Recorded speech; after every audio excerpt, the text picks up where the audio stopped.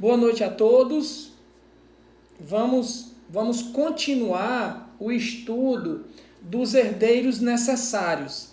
Na aula passada, nós paramos no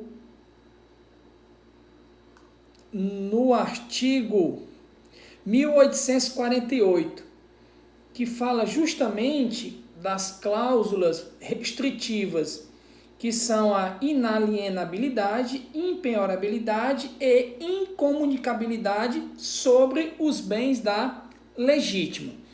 Esse assunto, como já disse, está lá no artigo 1848. Pois bem,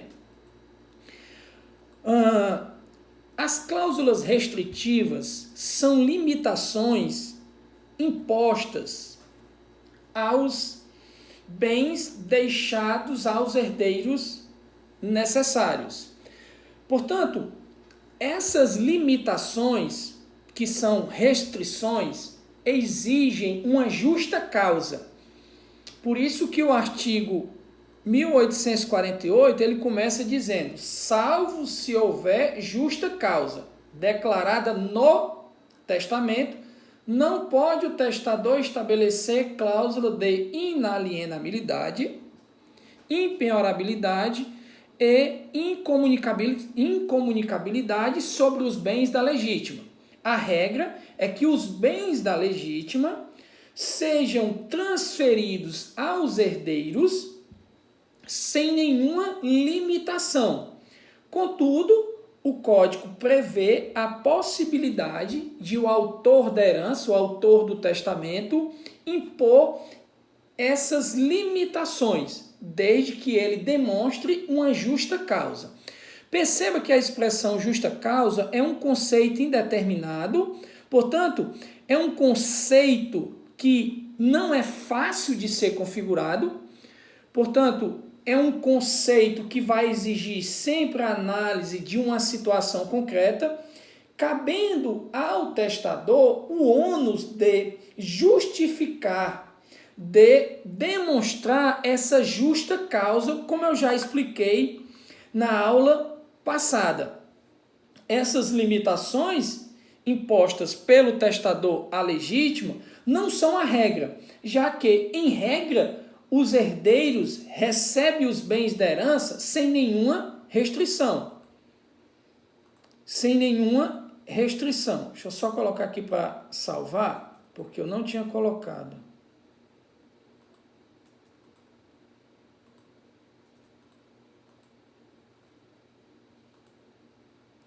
Só colocar para salvar.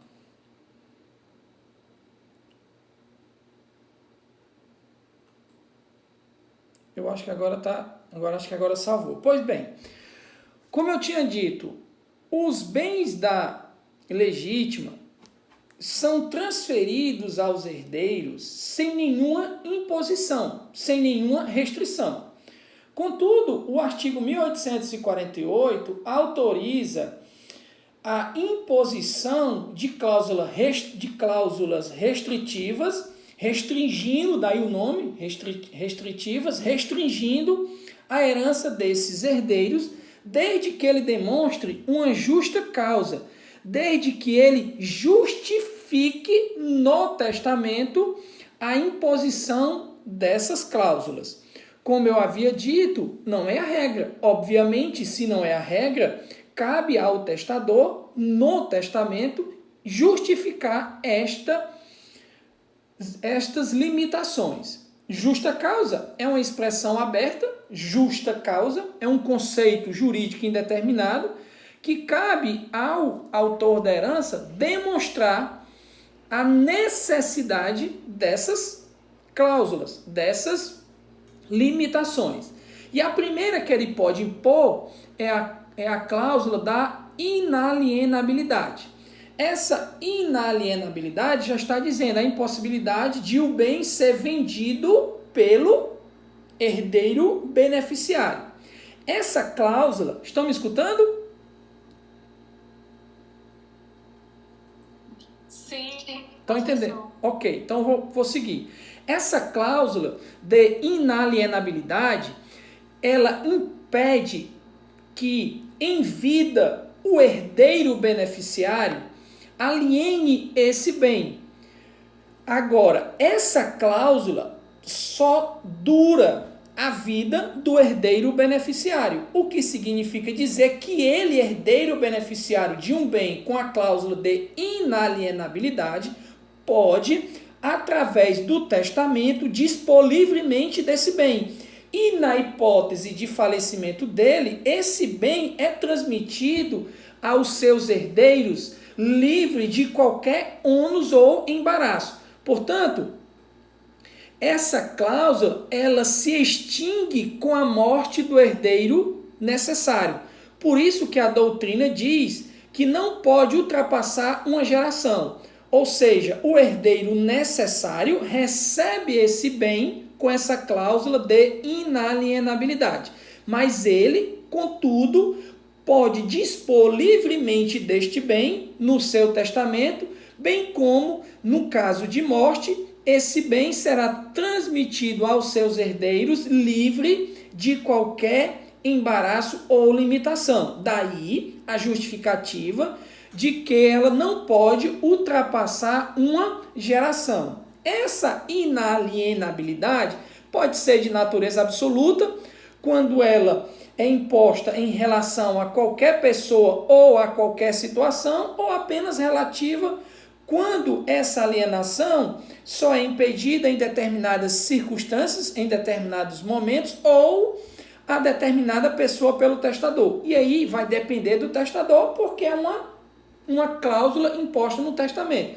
Então, ele que vai justificar e demonstrar a necessidade dessa inalienabilidade ser absoluta ou relativa. Mas o importante aqui com essa cláusula de inalienabilidade é que ela não pode ultrapassar uma geração. Portanto, os herdeiros do herdeiro beneficiário recebem, os herdeiros recebem esse bem livre de qualquer embaraço, ok? A segunda cláusula é a cláusula de incomunicabilidade, por meio do qual o testador ele determina que a legítima do herdeiro necessário, seja qualquer o regime de bens, não entrará na comunhão em virtude do casamento. Ou seja, é impedir que esse bem seja comunicado por ocasião do casamento do herdeiro beneficiado. E aí o artigo 1911 ele diz assim, ó, a cláusula de inalienabilidade imposta aos bens por ato de liberalidade implica impenhorabilidade e incomunicabilidade.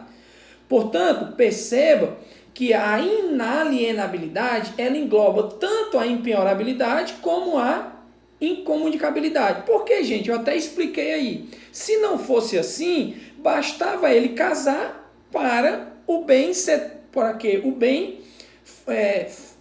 bem seja transmitido ao cônjuge, ou seja, a metade desse bem seja transmitida ao cônjuge. Por isso que a inalienabilidade ela engloba tanto a impenhorabilidade como a incomunicabilidade. Agora, contudo, a incomunicabilidade não acarreta a inalienabilidade do bem, de modo que os bens gravados somente com a cláusula de incomunicabilidade não se tornam inalienáveis, eles podem ser vendidos. Aqui, portanto, a incomunicabilidade visa impedir que o bem recebido de herança seja comunicado em virtude do casamento, ok? A impenhorabilidade, que é a terceira cláusula, ela visa justamente impedir que esse bem sofra alguma constrição judicial no processo de execução por dívidas contraídas pelo herdeiro. Na verdade, gente, a impenhorabilidade, ela impede que o bem seja vendido, que seja alienado, porque a penhora do bem é um pressuposto para que ele seja vendido em asta pública. Então, com a impenhorabilidade, esse bem está impedido, esse bem está salvo de execução judicial. Com a execução, há a penhora do bem e, consequentemente, há a venda desse bem. Por isso que a impenhorabilidade impede que esse bem ele seja responsável pelo pagamento das dívidas contraídas pelo herdeiro. Por isso que o código fala nessas 3 cláusulas. Tanto a incomunicabilidade, impenhorabilidade e a inalienabilidade. Lembrando mais uma vez que essas 3 cláusulas, essas 3 limitações, elas são impostas no testamento mediante uma justificativa do autor da herança. Ele tem que demonstrar as razões. Só um minuto. Nayara.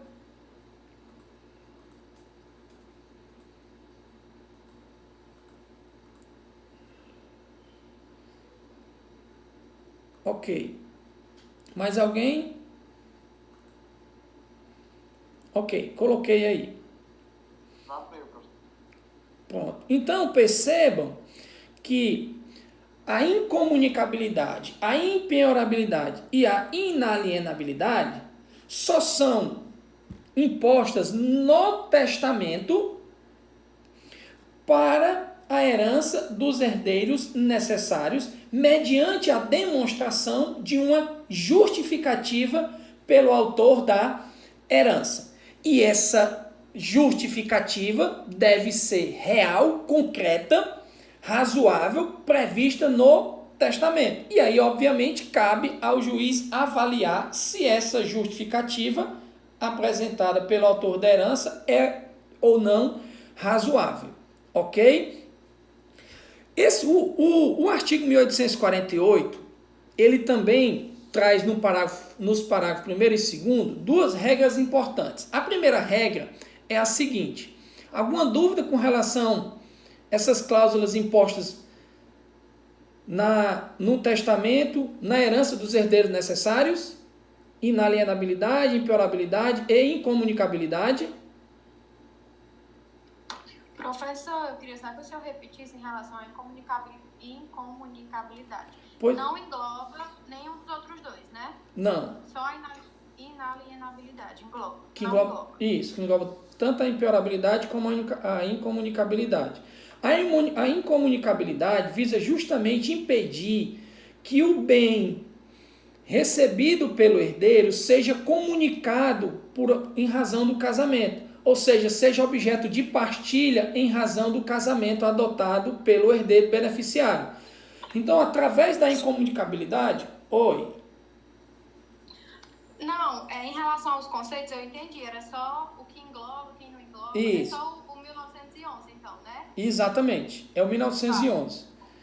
Pegue lá o 1911, que ele diz assim, ó. A cláusula de inalienabilidade imposta aos bens por ato de liberalidade, ou seja, no testamento, implica impenhorabilidade e incomunicabilidade. Tá certo? Mas a incomunicabilidade sozinha não implica inalienabilidade ou impenhorabilidade. Entendido? Pronto, era isso. Pronto. E nem a impenhorabilidade também não. Ó, veja bem, se o bem é impenhorável, automaticamente também ele está impedido de ser alienado. Porque a impenhorabilidade não é um pressuposto venda, né? Da venda em asta pública. O juiz tem que penhorar esse bem para possibilitar a venda dele. Veja bem, se ele é impenhorável, esse bem não pode ser vendido.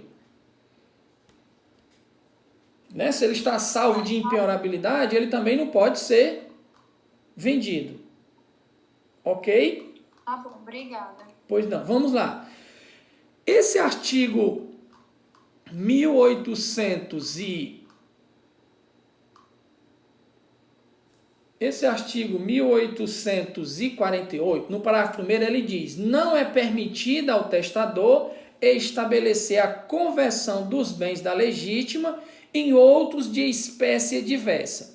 Esse parágrafo 1º aqui, ele é quase uma repetição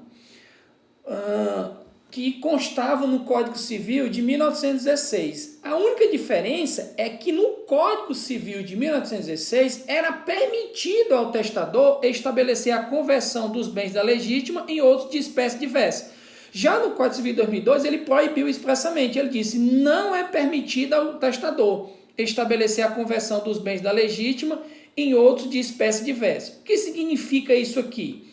O que é que ele está dizendo aqui? Ele está dizendo o seguinte, que os bens da herança não podem ser convertidos, transformados em bens de espécie diferente. Ou seja, se o testador deixou um bem imóvel, ele não pode converter esse bem em bem móvel. Da mesma forma, ele não pode converter um bem móvel em um bem imóvel por ocasião do testamento. Ele não pode, no testamento, por exemplo, dizer que os bens móveis serão vendidos e convertidos em ações da empresa tal. Ou então que os bens móveis serão vendidos e convertidos em bens imóveis, ou então que os bens móveis serão convertidos em bens imóveis. Ou seja, ele não pode, através do testamento, modificar a natureza jurídica dos bens deixados. Se ele deixou bens móveis, os herdeiros vão receber bens móveis. Se ele deixou bens imóveis, os herdeiros vão receber bens imóveis, ou seja, não pode haver a modificação, a conversão da natureza jurídica de um bem em outra natureza. É isso que esse artigo está querendo dizer.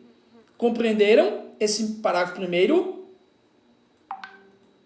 Sim? Sim, professor. É isso que ele está querendo dizer. Ok. E o parágrafo segundo diz o seguinte: mediante autorização judicial e havendo justa causa, podem ser alienados os bens gravados, convertendo-se o produto em outros bens, que ficarão subrogados no ônus do primeiro.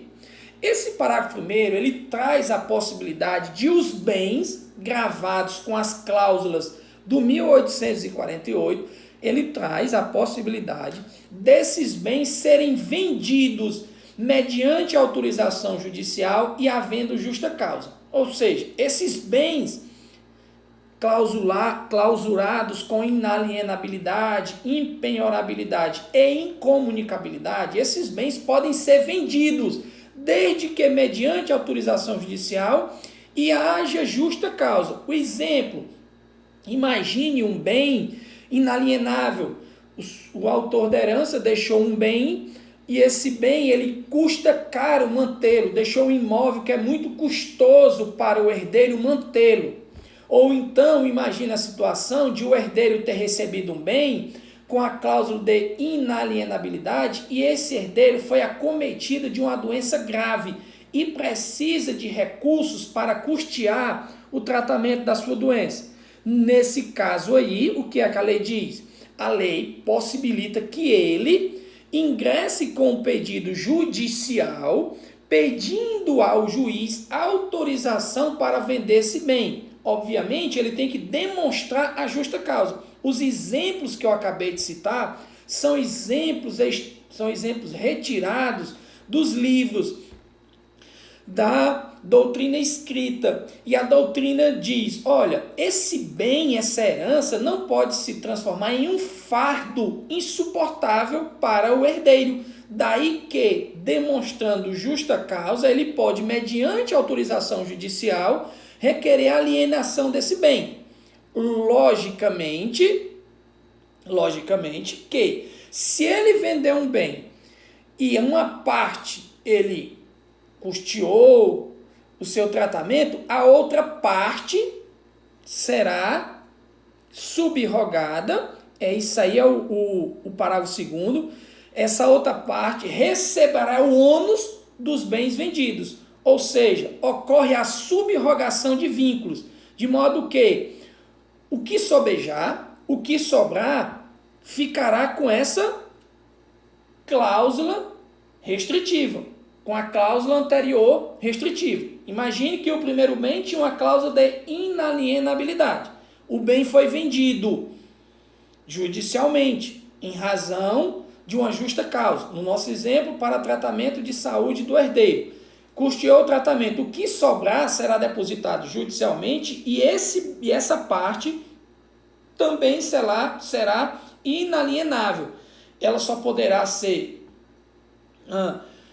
disposta pelo autor da herança mediante autorização judicial. Isso chama-se, como está escrito aí, subrogação de vínculos. Portanto, essa possibilidade aí do parágrafo 2º do 1848, ele depende, essa possibilidade, na verdade, depende de dois requisitos, como eu coloquei aí. O primeiro, a autorização judicial e a justa causa. Demonstrada essa justa causa, o juiz autoriza a venda desse bem e o que sobejar será subrogado nas cláusulas restritivas. Ok? Ok, gente? Ok, sim? Ok? E eu coloquei uma observação aí. Geralmente, gente, o que é que ocorre? O juiz, ele manda avaliar esse bem clausulado, né? E o bem que será subrogado em seu lugar, né? Sendo o bem que sobrejou de menor valor ou de maior valor, o que sobrar será subrogado nas limitações do anterior. Ou seja, o fato do juiz ter autorizado a venda do bem não significa dizer que o bem está livre da exoneração, das limitações impostas. Na verdade, o que sobrar permanece com as limitações impostas, ok? Ok, senhores? Ok, professor. Pois bem, para a gente encerrar esse tópico, eu queria estudar com vocês esses dois artigos aí, o 1849 e o 1850, que na verdade é muito do que nós já estudamos nas aulas anteriores. Pois bem, o que é que esse 1849 diz? Ele fala do herdeiro necessário, a quem o testador deixar sua parte disponível ou algum legado, não perderá o direito a legítimo. O que é que esse artigo está querendo dizer? O herdeiro necessário, que são aqueles lá do 1845, esses herdeiros, eles podem receber a herança a título legítimo, ou seja, em razão da qualidade de herdeiro legítimo, como também ele pode receber uma herança ou um legado através do testamento. Se ele receber um bem específico e determinado através do testamento, ele será herdeiro testamentário, ele será herdeiro legatário testamentário. Se ele não receber um bem específico e determinado, mas receber uma parte da herança através de testamento, ele será herdeiro universal testamentário. Então ele pode acumular, ele pode ser tanto herdeiro necessário como herdeiro testamentário. E no herdeiro testamentário, ele pode ser herdeiro testamentário universal como herdeiro testamentário singular. De outro modo, ele pode ser herdeiro testamentário legatário como herdeiro testamentário universal. A diferença é que, se ele receber um bem específico e determinado, ele será herdeiro testamentário